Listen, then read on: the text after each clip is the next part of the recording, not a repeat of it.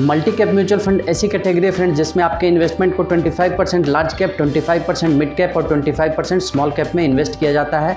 Rest 25% को fund manager के decision पर डिपेंड करता है, वो जिस कैटेगरी में इन्वेस्ट करना चाहते हैं उसमें इन्वेस्ट कर सकते हैं। एक ही म्यूचुअल फंड में आपको तीनों कैटेगरी के रिटर्न का बैलेंस देखने को मिल जाता है।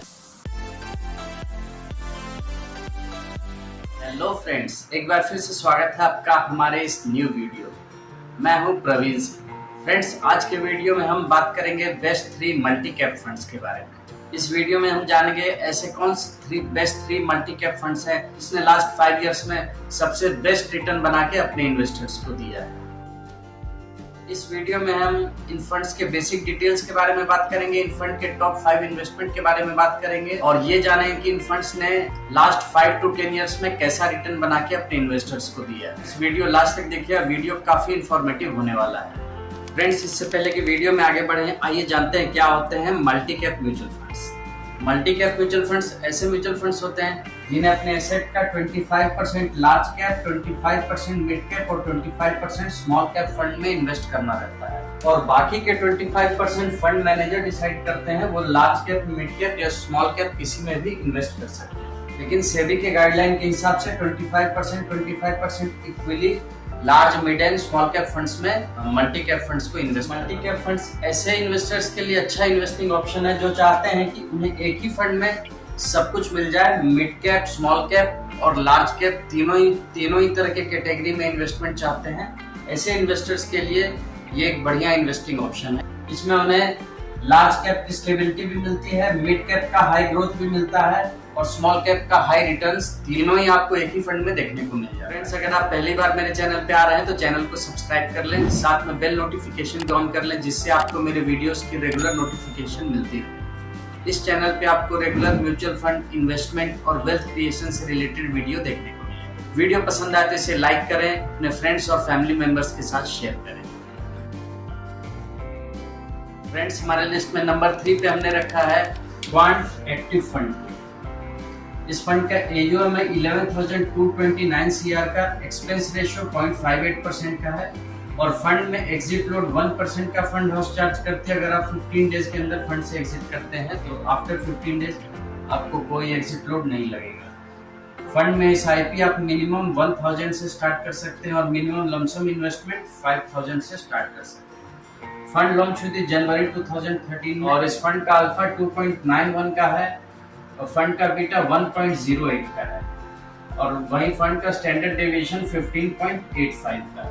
ये टोटल जो भी मल्टी कैप फंड है फ्रेंड्स, सब सारे ये बेंचमार्क निफ्टी 500, 50, 25 TRI इंडेक्स को फॉलो करते हैं।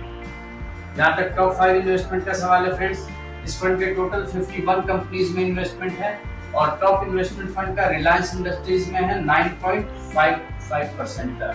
अरविंदो फार्मा में फंड का 5.49% का इन्वेस्टमेंट है। स्टील अथॉरिटी ऑफ इंडिया में 4.54% का इन्वेस्टमेंट है।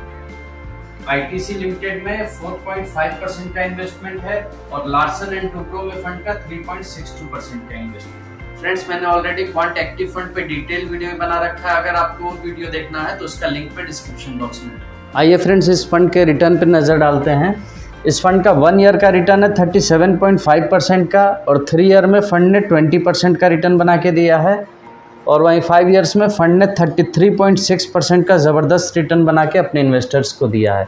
ओवरऑल इस फंड का रिटर्न 21.7% का है। इसे देखा जाए फ्रेंड्स तो इस फंड का रिटर्न 1 ईयर में थोड़ा सा कैटेगरी से कम है, लेकिन 3 ईयर और 5 ईयर सभी जगह इस फंड ने कैटेगरी से अच्छा रिटर्न बना के दिया है अपने इन्वेस्टर्स को। टॉप सेक्टर अगर देखा जाए फ्रेंड्स तो इस फंड का टॉप सेक्टर इन्वेस्टमेंट है सर्विसेज इंडस्ट्रीज में फंड का 14.72% का इन्वेस्टमेंट है। सबसे बड़ा एक्सपोजर सर्विसेज इंडस्ट्री में है 14.72%। हमारी लिस्ट में नंबर 2 पे हमने रखा है Mahindra Manulife multi cap fund को।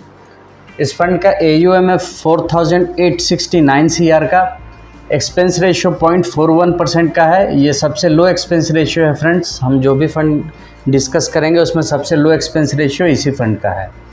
फंड का एग्जिट लोड है 1%। अगर आप 3 मंथ के अंदर फंड से एग्जिट करते हैं तो ये फंड लॉन्च हुई थी अप्रैल 2017 में और इस फंड में आप मिनिमम SIP 500 से स्टार्ट कर सकते हैं और मिनिमम लमसम इन्वेस्टमेंट 1000 से स्टार्ट कर सकते हैं। फंड का अल्फा 4.99 का है फ्रेंड्स अच्छा अल्फ़ा है इस फंड का, और फंड का बीटा 0.99 का है, और ये इस फंड का स्टैंडर्ड डेविएशन है 14.12 का। इस फंड का पोर्टफोलियो टोटल 67 कंपनीज़ का है, और इसका टॉप इन्वेस्टमेंट है इस फंड का HDFC बैंक में 5.6% का इन्वेस्टमेंट है, रिलायंस इंडस्ट्रीज़ लिमिटेड में 4.09% का इन्वेस्टमेंट है, TCS में 3.17% का इन्वेस्टमेंट है, हिंदुस्तान यूनिलीवर लिमिटेड में फ़ंड का 3.06% का इन्वेस्टमेंट है, ट्रेंट लिमिटेड में फ़ंड का 2.59% का इन्वेस्टमेंट। बात की जाए फ्रेंड्स तो इस फंड का 1 ईयर का रिटर्न 46.5% का है। देख सकते हैं कैटेगरी से इस फंड ने काफ़ी अच्छा रिटर्न बना के दिया है 1 ईयर में। 3 ईयर में फ़ंड का रिटर्न 22% का है, कैटेगरी एवरेज 20% का है, उससे ज़्यादा है फ़ंड का रिटर्न। और 5 ईयर में फ़ंड ने 29.7% का रिटर्न बना के दिया अपने इन्वेस्टर्स को। और ये फ़ंड जब से लॉन्च हुई है इस फंड ने 21.2% का रिटर्न बना के अपने इन्वेस्टर्स को दिया है। और अगर टॉप सेक्टर की बात की जाए फ्रेंड्स तो इस फंड का top sector investment financial sector में है। 16.82% का एक्सपोजर फंड का फाइनेंशियल सेक्टर में है, जैसे बैंक्स NBFCs में इस फंड का 16.82% का। हमारे लिस्ट में नंबर 1 पे है Nippon India multi cap fund. इस फंड का AUM है 39,622 CR का फ्रेंड्स, और एक्सपेंस रेशियो 0.73% का है। फंड एग्जिट लोड 1% का चार्ज करती है अगर आप 1 ईयर के अंदर फंड से एग्जिट करते हैं तो।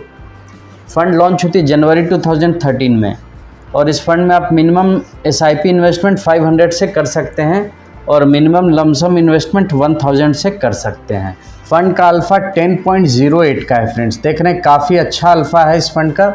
फ़ंड का बीटा 0.9 का है, और फंड का स्टैंडर्ड डेविएशन 12.96 का है। ये फ़ंड टोटल 113 कंपनीज़ में इन्वेस्टेड है फ्रेंड्स, और इस फंड का टॉप इन्वेस्टमेंट HDFC बैंक में है 6.12% का इन्वेस्टमेंट है। ICICI बैंक में फ़ंड का 3.6% का इन्वेस्टमेंट है। लिंड इंडिया में फ़ंड का 3.26% का इन्वेस्टमेंट है।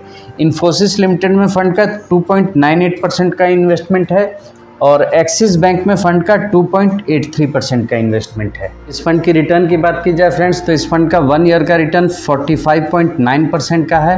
3 ईयर में फ़ंड ने 27.4% का रिटर्न बना के दिया है। वहीं 5 ईयर में फ़ंड ने 28.1% का रिटर्न बना के अपने इन्वेस्टर्स को दिया है। ओवरऑल ये फ़ंड जब से लॉन्च हुई इस फंड ने 18.4% का रिटर्न निकाल के अपने इन्वेस्टर्स को दिया है। और कैटेगरी से देखा जाए फ्रेंड्स तो इस फंड का 1 ईयर 2 ईयर दोनों ही जगह इस फंड का रिटर्न कैटेगरी से काफ़ी अच्छा है। कैटेगरी को फंड ने काफ़ी आसानी से बीट किया है। अगर जहाँ तक टॉप सेक्टर की बात की जाए फ्रेंड्स तो इस फंड का सबसे बड़ा इन्वेस्टमेंट फाइनेंशियल सेक्टर में है। 25.85% का एक्सपोजर फंड का फाइनेंशियल सेक्टर में है। बैंक्स NBFCs में इस फंड का सबसे बड़ा एक्सपोजर है। जैसा कि आपने टॉप 5 इन्वेस्टमेंट में देखा, फंड के टॉप 5 इन्वेस्टमेंट में 3 प्राइवेट सेक्टर के बैंक्स थे, HDFC बैंक, ICICI बैंक और एक्सिस। अभी हमने ये 3 फंड डिस्कस किए। थर्ड पे था quant active fund, second Mahindra Manulife multi cap fund, और नंबर 1 था Nippon India multi cap fund. Friends ये तीनों ही फंड का परफॉर्मेंस लास्ट 5 to 10 ईयर्स में काफ़ी अच्छा रहा है।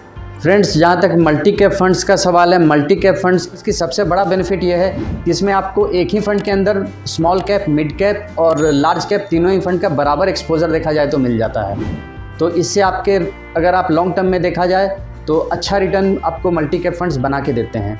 लेकिन वहीं इस फंड का ये ड्रॉबैक भी है, ये माइनस पॉइंट भी है कि अगर मार्केट में गिरावट आती है तो इसमें फ़ंड मैनेजर को ये ऑप्शन नहीं है कि वो स्मॉल कैप फंड को शिफ्ट कर सकें लार्ज कैप फंड की तरफ। ये अगर देखा जाए तो मल्टी कैप फंड्स का माइनस पॉइंट है। लेकिन लॉन्ग टर्म में अगर आप देखिए तो मल्टी कैप फंड्स आपको अच्छा रिटर्न बना के देते हैं। इक्विटी में फ्रेंड्स आपको जब भी इन्वेस्ट करना है आप मल्टी कैप फंड में इन्वेस्ट करें तो आपके पास मिनिमम 8 to 10 ईयर्स का टाइम पीरियड होना चाहिए। फ्रेंड्स अगर आप इन तीनों में से किसी भी फंड में इन्वेस्टेड हैं तो ज़रूर कमेंट करें। फ्रेंड्स आप इन फंड्स में अगर इन्वेस्ट करें तो ट्राई करें कि आप SIP मोड में इन्वेस्ट करें, क्योंकि SIP मोड में आपको मार्केट के उतार चढ़ाव का बेनिफिट मिलता है। आपको मार्केट को टाइम करने की ज़रूरत इसमें नहीं पड़ती है। फ्रेंड्स ये वीडियो आपको किसी भी तरह की रिकमेंडेशन वीडियो नहीं है, ये आपको मैंने इन फंड्स के परफॉर्मेंस बताए हैं। अगर आपको इन फंड्स में इन्वेस्ट करना है तो पहले प्रॉपर लर्निंग कर लें, प्रॉपर रिसर्च कर लें, अपने रिस्क प्रोफाइल को समझ लें, फिर आप इन फंड में इन्वेस्ट करने की प्लान करें। फ्रेंड्स और अगर आपके कोई भी क्वेरीज हों, कोई भी आपके डाउट्स हों तो ज़रूर कमेंट करें, मैं उनके रिप्लाई करूँगा।